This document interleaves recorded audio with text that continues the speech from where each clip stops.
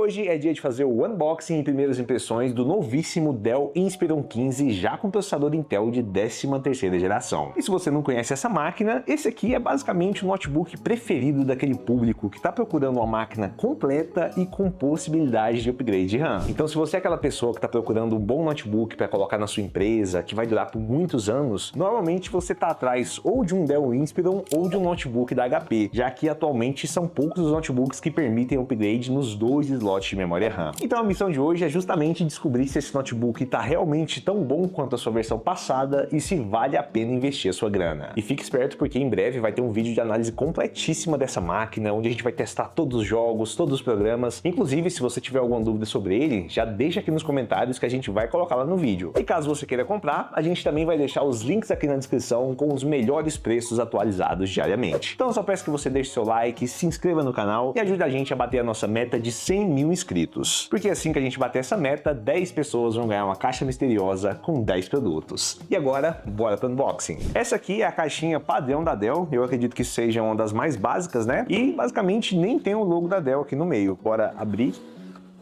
Aqui na parte de dentro tem o logo da Dell centralizado e aqui nós temos os suportes que seguram o notebook feitos também em papelão, diferente das outras versões que a gente já mostrou, que tinha um saquinho aqui. Então aqui no canto nós temos a caixinha com carregador, que infelizmente não é USB tipo C, né? É um carregador comum e no caso ele tem 65 watts. Aqui também tem um cabinho para você plugar no carregador e é basicamente isso. Aqui nós temos apenas o notebook e os manuais aqui na parte de baixo. E se você quiser saber o modelo específico, é o Dell Inspiron 15 3530. E por fim, o termo de garantia. E aqui está o nosso notebook. Bora remover essas proteções, essa aqui também, e bora tirar do saquinho.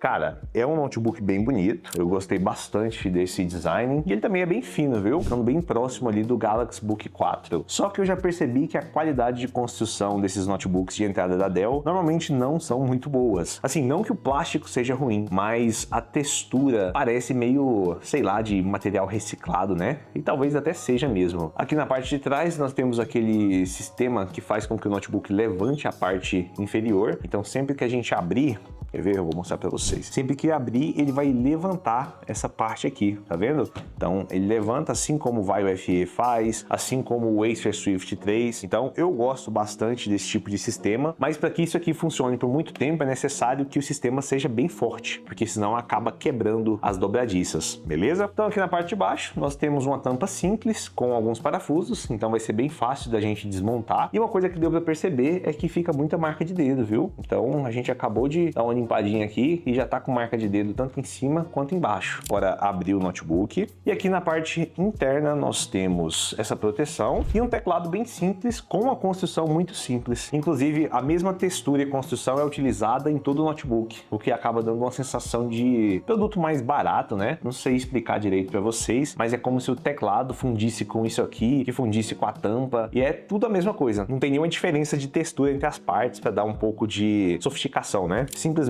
o mesmo material em tudo e pronto. Só que a maioria das pessoas que estão comprando um notebook como esse, elas estão preocupadas mais com a funcionalidade do que com a estética. Então, eu acho que isso aí não é um problema. Inclusive, esse adesivo aqui tá tortinho, viu? Então, aqui nós temos um teclado bem gostosinho, que é um pouquinho mais duro do que os outros teclados que a gente já mostrou aqui, como por exemplo do Book 4, do Lenovo Slim 3. Ele tem um teclado numérico, mas infelizmente não é retroiluminado e nem tem o sensor de impressão digital. Já o touchpad tem um bom tamanho, mas tem uma textura que eu não gosto muito, que é como se fosse emborrachado, né? Ele acaba grudando um pouco o dedo e não desliza muito bem como outros touchpads. Então isso aqui eu sei que é questão de gosto, mas se você está acostumado com touchpads que deslizam mais, talvez você se incomode um pouco com esse aqui. Mas no geral esse notebook tem uma boa construção e eu acho que só ficou pecando mesmo na questão do acabamento, né? De colocar um plástico melhor em alguns lugares, principalmente onde a gente coloca a mão. Mas como o objetivo desse notebook é ser um bom custo-benefício para quem quer desempenho e também possibilidade de upgrade, eu acho que isso talvez não seja um problema. E agora bora dar uma olhadinha nas conectividades. Do lado esquerdo nós temos a porta de carregamento, uma porta HDMI, uma porta USB tipo A e uma porta USB tipo C. Só que infelizmente essa porta USB tipo C, ela não é compatível nem com carregamento nem com vídeo, já que a gente deu uma olhadinha no manual, né? E ela só aceita dados e também você pode ligar uma dongle USB. Então, por exemplo, se você precisar de uma porta de rede, você vai perceber que esse notebook não tem. Então você vai ter que ligar uma dongle na porta USB tipo C para fazer a conexão com o cabo de rede. Mas se você precisar passar tanta energia quanto o vídeo, você não vai conseguir. E do lado direito nós temos a porta de áudio, mais uma porta USB tipo A e uma porta para cartão de memória do tamanho grande. Então em conectividades eu já posso adiantar para vocês que esse notebook deixa bastante a desejar, né? Primeiro por não ter uma porta USB tipo C que aceita carregamento e vídeo, e também por não ter uma porta de rede física, que para muita gente é extremamente necessário, e nesse caso aqui você não tem. E eu também achei que tem poucas portas USB normais, porque aqui tem uma do lado esquerdo e outra do lado direito. Se você ligar um teclado e um mouse, você fica sem portas. Aí você vai ter que fazer a expansão via dongle. Então, em conectividades, eu acho que a Dell acabou pecando, não colocando uma porta USB tipo C que aceita carregamento e vídeo, e também uma porta de rede, que seria uma coisa simples. Tem vários notebooks, e notebooks que custam bem menos do que esse. Então, o valor ou a espessura não é uma desculpa para não ter essas portas. E agora que a gente já viu tudo isso, eu vou ligar esse notebook, vou fazer todas as configurações, e agora eu volto para mostrar para você o desempenho dessa máquina. Então, bora lá, pessoal. Já liguei o notebook, já fiz todas as configurações, já atualizei, já instalei o Windows e agora eu tenho muita coisa para falar para vocês. A primeira é que as versões mais baratas dessa máquina não vêm com Windows, no caso vem com Linux, e como a maioria das pessoas não gostam de utilizar Linux, nem eu, então a gente teve que instalar o Windows. E aí a gente foi lá no site oficial da Microsoft, baixou a versão do Windows 11 que a gente queria, instalou aqui e depois a gente fez a ativação usando uma chave lá da GVGMOL. Então, em vez de você ficar utilizando ativadores ou baixando arquivos aí que pode ter vírus na internet, a gente recomenda que você instale o Windows original e depois vá lá no site da GVGMOL e compre a chave específica para o seu Windows. Então, por exemplo, se você comprou o Windows 11 Home, você vai comprar a chave do Windows 11 Home. Se você comprou a versão Pro, você vai comprar a chave da versão Pro. Depois de comprar, você vai pegar aquela chave de ativação, vai colocar lá no Windows e pronto, você vai ter o Windows ativado e não vai ficar correndo risco com ativadores. Então, se você comprar a versão com Linux, instale o Windows original e coloque uma licença, beleza? E uma coisa que me chamou muita atenção nesse notebook foi essa tela WVA com resolução Full HD e com 120 Hz de atualização. Cara, e numa realidade onde a maioria dos notebooks que estão sendo lançados tem tela TN, você tem uma tela WVA, que é basicamente um IPS, com resolução Full HD e taxa de atualização de 120 Hz, é simplesmente sensacional. Então, se você olhar aqui, eu vou descer a tampa, vou subir a tampa, a imagem não está distorcendo. Posso colocar para um lado, para o outro e não distorce. Se fosse uma tela TN, você sabe, né? Se eu fizesse isso aqui, você nem ia conseguir enxergar mais. Então, isso por si só já é bacana, mas essa tela também tem 120 Hz de atualização. Ou seja, se você gosta de dar aquela jogadinha, você vai conseguir jogar ali seu jogo de FPS ali na faixa de 120 FPS e com uma tela de 120 Hz. Então você realmente vai conseguir ter toda aquela agilidade, né? E depois que você utiliza uma tela acima de 120 Hz, é basicamente impossível você voltar para 60. Então nesse ponto a Dell continuou acertando demais com essa tela. E já na parte do hardware, esse notebook vem equipado com um processador i5 de 13ª geração, mas aí se você quiser, você pode comprar ele na versão com o i3, que é mais barata, mas eu recomendo que você compre essa aqui, viu? Principalmente porque o preço fica muito perto um do outro. E na memória RAM, nós temos memória RAM DDR4 rodando a 2666 MHz. Não sei por que a Dell fez isso, já que a maioria de seus concorrentes tem memórias que rodam a 3200, mas é o que a gente tem para hoje e a gente fez os testes justamente rodando a 2666 MHz. Só que para fazer os testes, a gente teve que fazer o upgrade. Inclusive, eu acabei de te dar um spoiler, né? Sim, esse notebook tem a possibilidade de fazer o upgrade de RAM e tem possibilidade de fazer o upgrade nos dois slots. Então, agora eu vou te mostrar como que a gente desmontou essa máquina, mas se liga só nos resultados desses testes. No teste de benchmark lá do Performance Test, nós conseguimos 16.815 pontos no teste de processador e cerca de 2.500 pontos no teste da placa de vídeo integrada. Ou seja, o resultado de desempenho desse notebook fica muito próximo do Galaxy Book 4 com i5 e também muito próximo do Acer Aspire 5 e do Lenovo Slim 3, o que é muito bom, já que a gente está falando de um notebook que tem um processador que termina em U, ou seja, um processador que é de baixo desempenho, né? Já que ele consome bem menos energia. E para saber se essa máquina realmente tem um bom desempenho, a gente rodou alguns jogos e conseguiu um resultado bem bacana. Inclusive no Fortnite ficando acima dos 70 FPS com uma ótima jogabilidade. Mas lembrando que lá no vídeo de análise completa a gente vai fazer o teste com vários jogos, vai tentar rodar Red Dead Redemption 2, vai rodar em mais programas e aí sim a gente vai ver o real desempenho. Mas por enquanto nesse teste preliminar ele teve um ótimo desempenho. E agora que a gente já viu tudo sobre a construção dessa máquina, sobre a tela, conectividades e desempenho, bora desmontar e mostrar para vocês como que ele é por dentro. Para desmontar essa máquina é bem fácil, você vai remover os 8 parafusos que ficam na parte de baixo e depois, com o auxílio de uma ferramenta de plástico, você vai soltar todas as travinhas. Agora basta remover a tampa inferior e essa aqui é a parte interna do Dell Inspiron 15. A primeira coisa que dá para ver é que ele realmente tem os dois slots de memória RAM, onde um veio ocupado, já que a gente pegou a versão com 8 GB,